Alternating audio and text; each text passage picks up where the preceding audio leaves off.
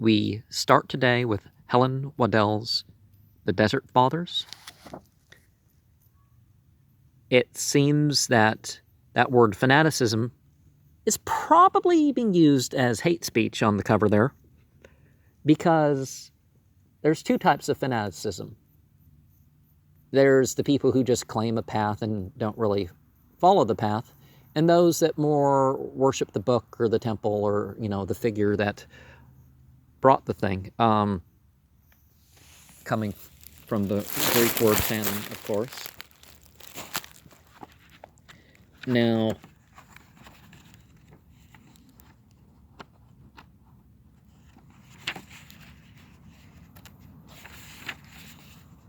the translations from the Latin have an introduction by Helen Waddell, and we start this introduction. 1. Sometime toward the end of the year, for the closing of the seas was near at hand, and sometime in the last decades of his own life, Athanasius, Archbishop of Alexandria, wrote the preface to the life of his friend Antony, the first of the fathers of the desert. It was intended for the fratres peregrinos, the brethren from overseas, the infancy of whose letters had brought Athanasius to set down what he knew. He had meant, he says, to ask some of the monks who knew Antony best to visit him, so that he could have written from fuller knowledge and made a better book of it. Okay, this is a book from 1936.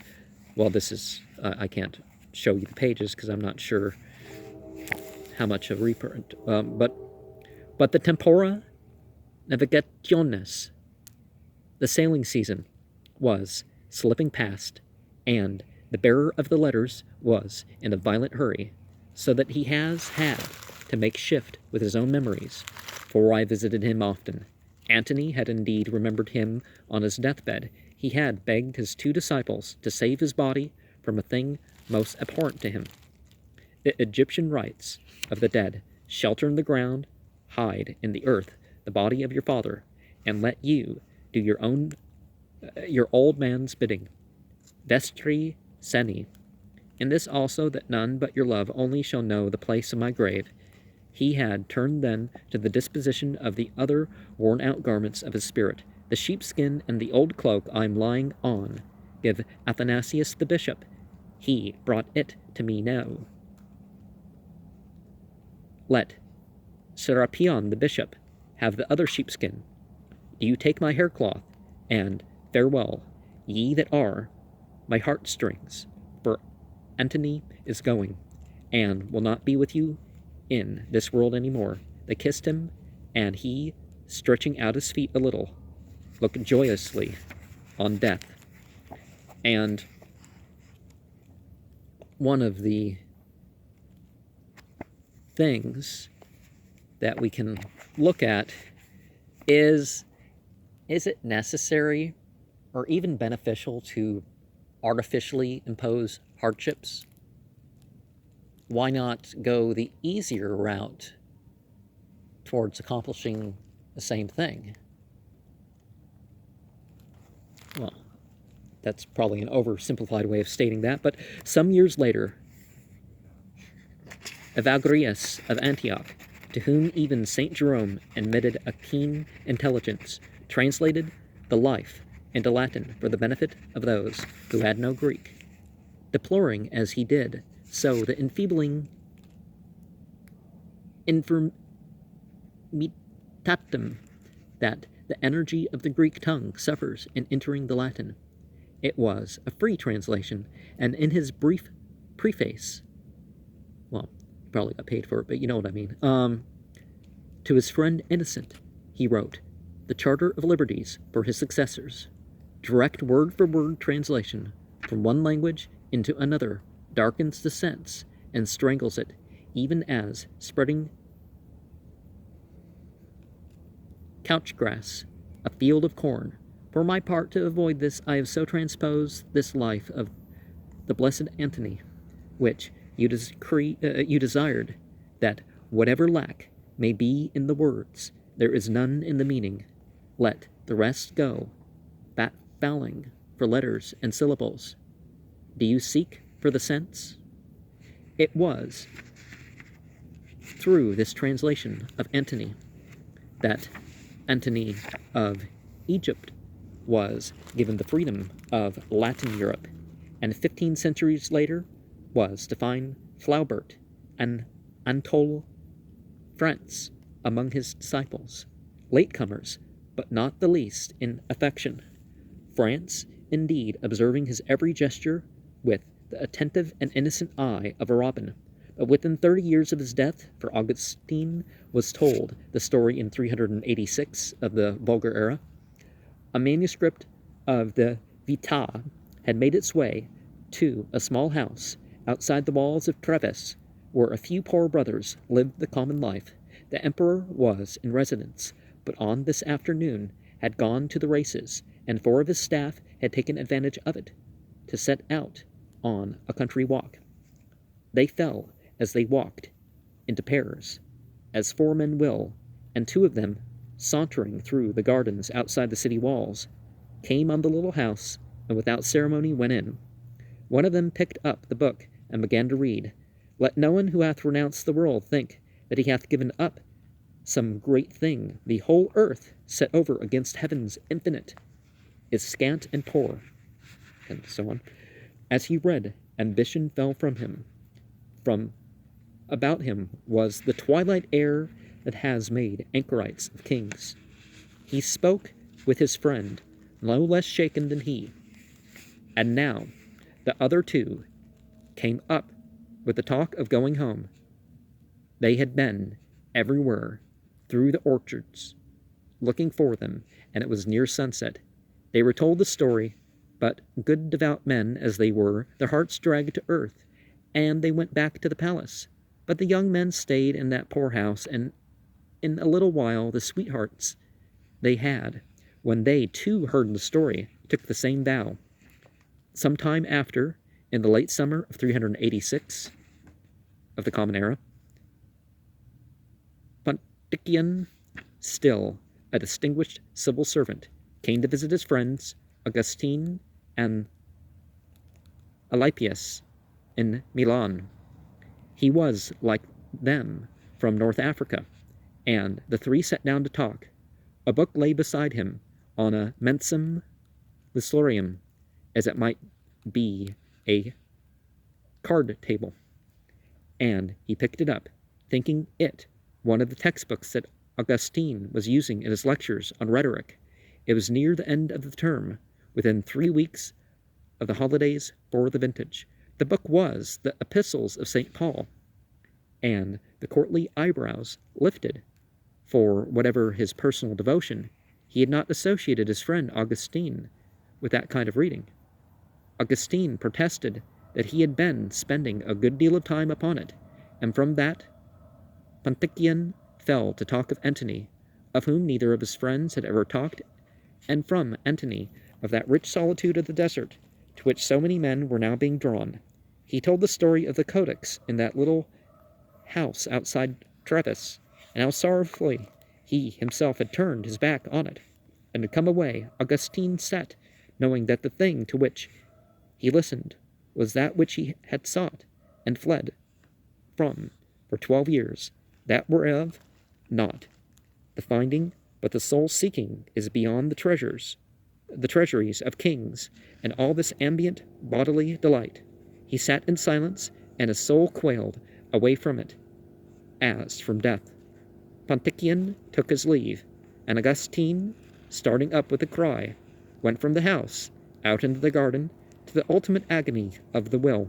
They came about him, plucking at him the trifling, heedless pleasures of his daily use, the dear indulgence of the unthinking flesh.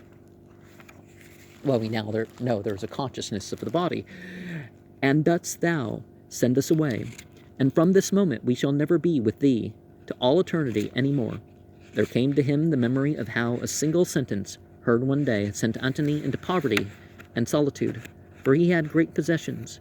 Go and sell all that thou hast, and give to the poor, and thou shalt have treasure in heaven, and come and follow me. He came back to the seat in the garden where he had thrown down his St. Paul, and opened it at random, not in rioting and drunkenness, not in chambering and wantonness, not in strife and envying, but put ye on the Lord Jesus Christ, and make no provision for the flesh to fulfill the lusts thereof. I had no mind to read further, nor was there need. And one of the things that we can look at there is, can't we say that the desires can be fulfilled of spiritual bent? Now perhaps not everything we feel the urge or the thought to do should be lived out that way, but,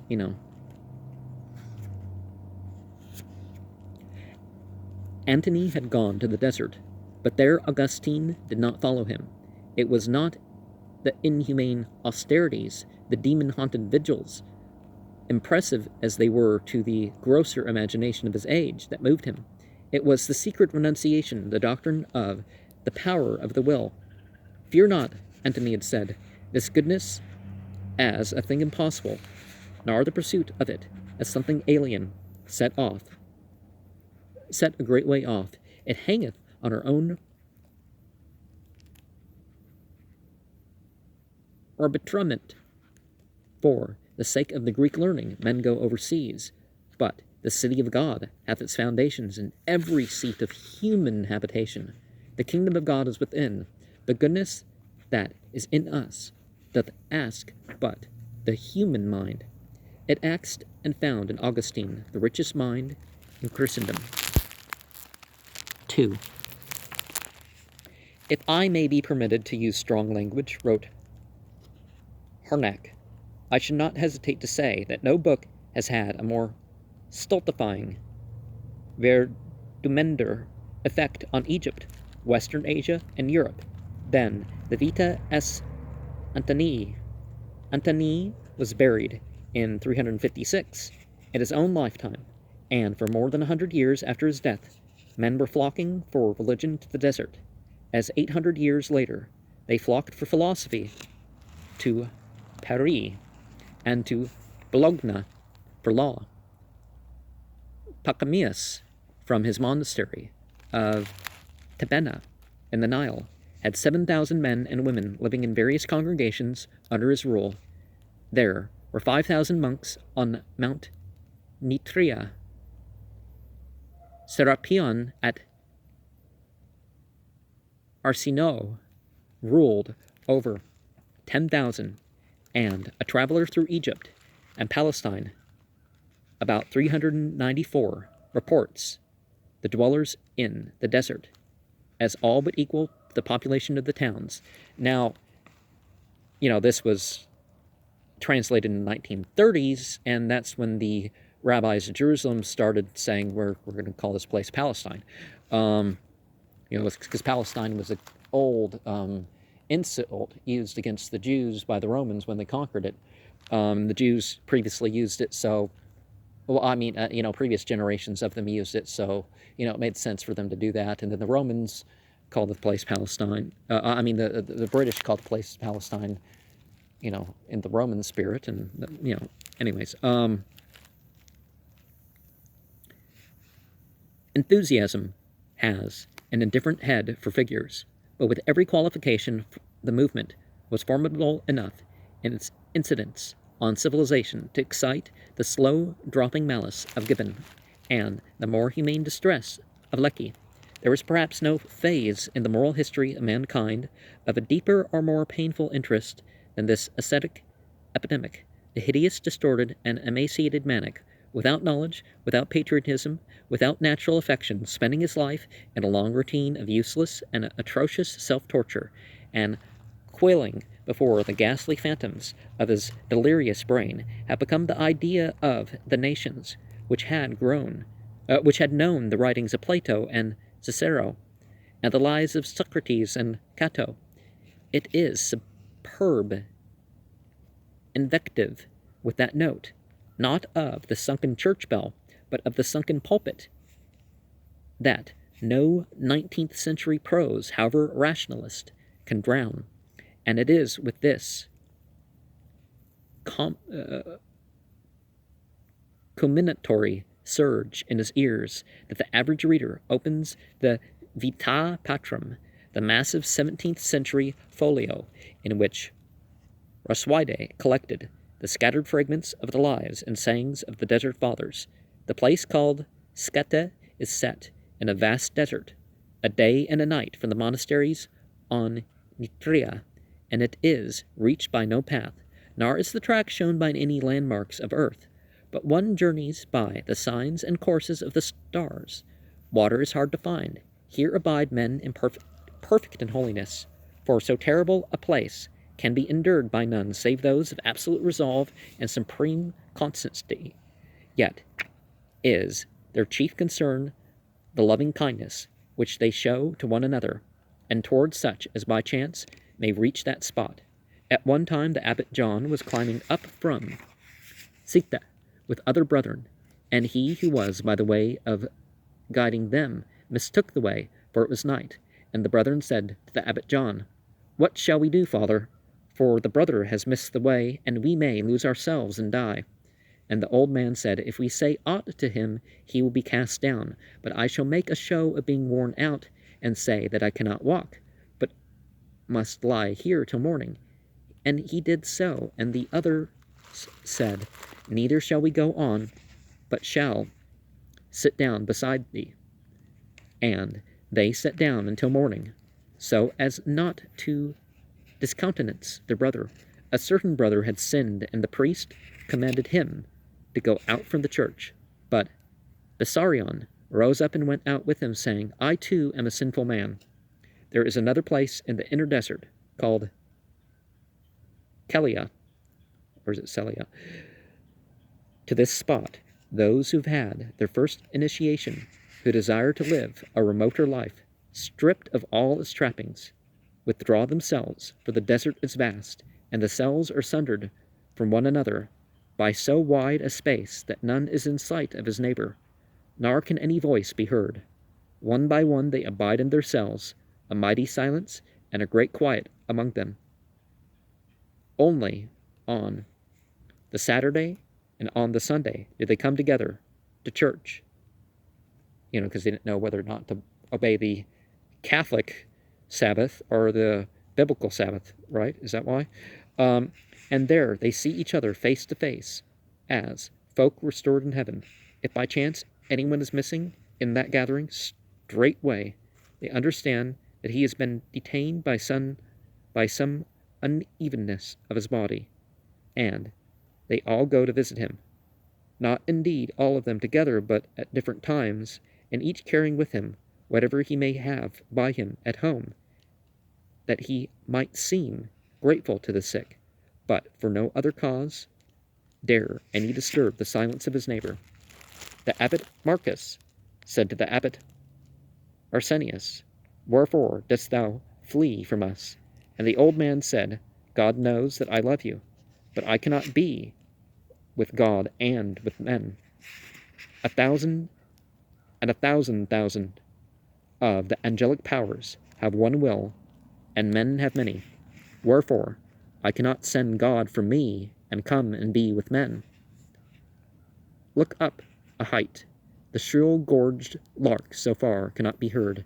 It is the plainness of the 4th century over against the civility of the 18th, the humanism of the 19th, the common sense of the 20th, and it is dangerous. It in my heart an air that kills from yon far country blows. Yet there is another voice from that century, and it speaks a very different language. Rutilius Claudius Nematianus, son of a curial house in southern France, was one of the scanty fellowship who stood with Symmachus. O Peruntum, Astartor Divum, last Protestants for the dying gods.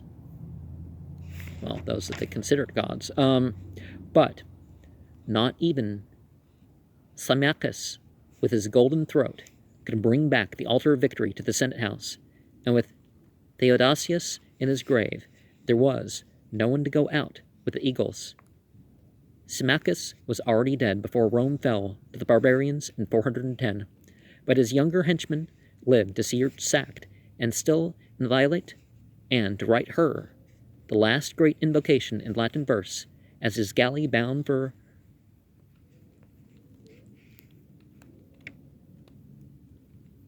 Marseilles stood out to sea. Oh, I forget how to say that. Is it Marseilles or Marseille? Rather more than 5 centuries later. O Roma nobilis orbis et domina. O Rome, that noble art, and the world's lady, red with the ruby and rose of the martyrs, white with the lilies and light of the virgins, was chanted along the pilgrim roads, but in a meter that Rutilius would have found as abominable as the sentiments and character of the singers. Meantime, the marching of the sea had brought him past the northeast coast of Corsica and the rocks of Capraja, an island once inhabited by goats, but sadly altered of late, for a monastery now stood upon it, and at the sight of it, squalid with fugitives from light, Rutilius roused to a scorning elegiac fury, beside which Gibbon's malice shows of a sudden spinsterish and thin. Make thyself wretched, lest thou mayest be wretched. O foolish frenzy of a perverse brain, trembling at ill, intolerant of good, 'tis conscience turns them executioners. Our dismissal, guts, distended with black gall. Capraccia sinks, but after an interval of 50 lines, Gorgona rises, a craggy islet, where some time a friend now lived, an anchorite, and Rutilius's disgust quickens into a more generous anger for the waste of youth and hope, for he was a young man, noster invenis, this creature who now is undergoing living burial, driven by the Furies out from men and lands, a credulous exile, skulking in the dark, thinking, poor fool, that heaven feeds on filth, himself to himself more harsh than the outraged gods, a worse creed, this than ever Circe's poisoned men's bodies, then turned bestial, now their souls.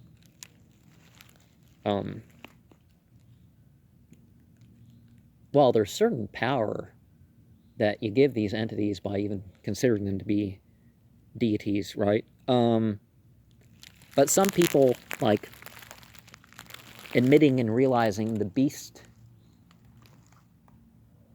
that is the body they inhabit and their souls being bestial, that for some people that's part of the stage of development, or at least they consider it to be that way. Now it is agreeable to reflect that this admirable invective owes its survival to its preservation in a single manuscript by the monks of Bobbio. The first edition appeared at Bologna in 1520, another by Barth in 1623, was enlivened by the editor's description of the author as one of the canis rabiasi diaboli, the devil's mad dogs. But it is for a poet to counter a poet, and an answer that would have turned away even Rutilius's wrath had been written 20 years before him by a man of the same tradition, like him, of a great French house, an accomplished scholar, ex-senator, ex-consul, and finally parish priest of Nola, who even as Rutilius sailed for Marseilles, was living in poverty after spending the last of a royal fortune in ransoming the prisoners taken in the sack of Rome. Not that they beggared to be in mind are brutes, that they have chosen a dwelling place afar, in lonely places, but their eyes are turned to the high stars, the very deep of truth. Freedom they seek, and emptiness apart from worthless hopes, din of the marketplace, and all the noisy crowding up of things, and whatsoever wars on the divine. At Christ's command and for his love they hate. By faith and hope they follow after God, and know their quest shall not be desperate, if but the present conquer not their souls with hollow things, that which they see they spurn, that they may come at what they do not see, their senses kindled like a torch that may blaze through the secrets of eternity. The transient's open everlastingness denied our sight, yet still by hope we follow the vision that our eyes have seen, despising the shows and forms of things, the loveliness soliciting for ill our mortal eyes. The presence, nothing but eternity, abides for those on whom all truth, all good, hath shone in one entire and perfect light. Yet Rutilius is not wholly answered, and there is solid foundation beneath Lecky's melancholy indictment. It is true that the sensitive ear can catch in Rutilius's invective that high, shrill note of righteous indignation, which is the normal reaction of mankind to a way of living and indeed of writing to which it is not accustomed and which it does not understand, and that Lecky is guilty for once of special pleading when he produced his squalid manic, presumably St. Simeon stylites, as a typical of the discipline of the desert. For that tormented and preposterous figure belongs to the decadents. His more revolting practices, the very reading of which demands a strong and insensitive stomach, are the most insane extravagances of Eastern asceticism, and particular to no age and no creed. Incidentally, they made him extremely offensive to his more fastidious brethren. In his latter life he had a fantastic success, and in death a princely funeral, but thereafter his fame falls curiously silent. He was never a household word in the Middle Ages, unlike the kindly Antony, who in his progress down the centuries acquired a pig, the legitimate property of his junior of Padua, as Jerome his lion and donkey and cardinal's hat. Not even a lizard shared his pillar with St. Simeon, though a blinded dragon is reported to have at once visited its base and undergone conversion. His present reputation, vast as it is, dates largely from the 18th century and balances delicately on a paragraph of Gibbon's prose. For the desert, though it praised austerity, reckoned it among the rudiments of holy living, and not as an end in itself. Asceticism had not traveled far from the ascesis, the training of the athlete, and the fathers themselves, to their contemporary biographers, are the athleta dei, the athletes of God. Human passion, the passion of anger as well as lust, entangled in the life of the spirit. Therefore passion must be dug out by the roots. Our mind is hampered and called back from the contemplation of God, because we are led into captivity to the passions of the flesh. The actual words were spoken by the abbot Theonos, but they echo sentence after sentence from Socrates in the Phaedo. Spirit must brand the flesh that it may live, said George Meredith, who was no Puritan, and Dorotheus, the Theban, put it more bluntly 1,500 years earlier: I kill my body, for it kills me. Well, again, perhaps why can't you just work with the body? Moreover, the wisest of the fathers discountenanced publicly, dissembling both their moments of ecstasy and the meagerness of their fare.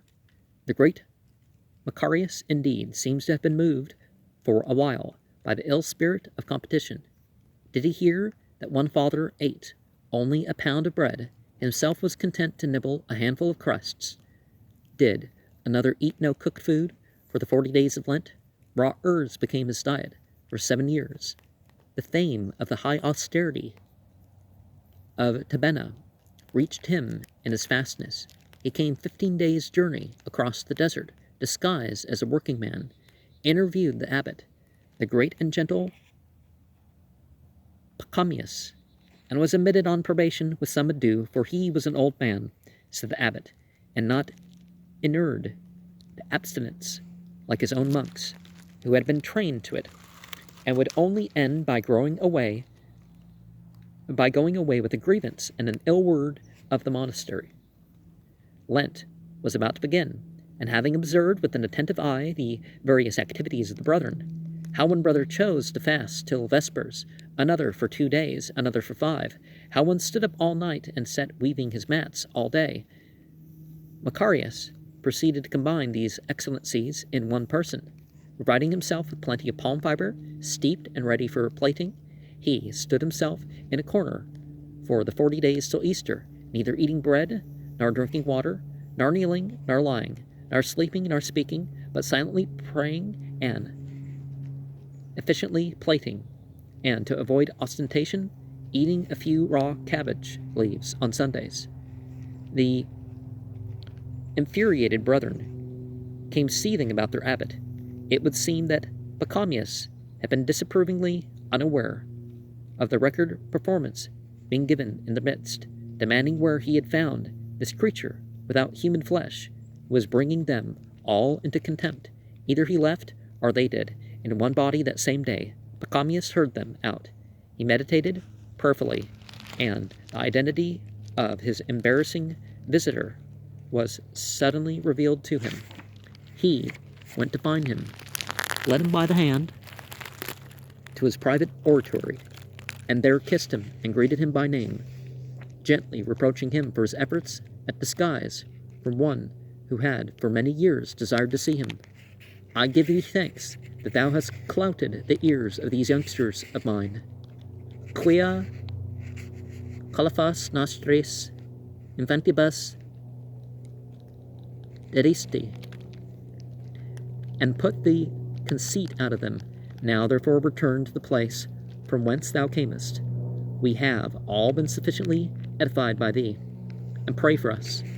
Had I been in Marcius's shoes, said the Abbe Bramond, I think I would have come out of that church less triumphantly than I went in. The desert was a school of high diplomacy, as well as of devotion, and the verba sinorum has something of the irony of the Gospels.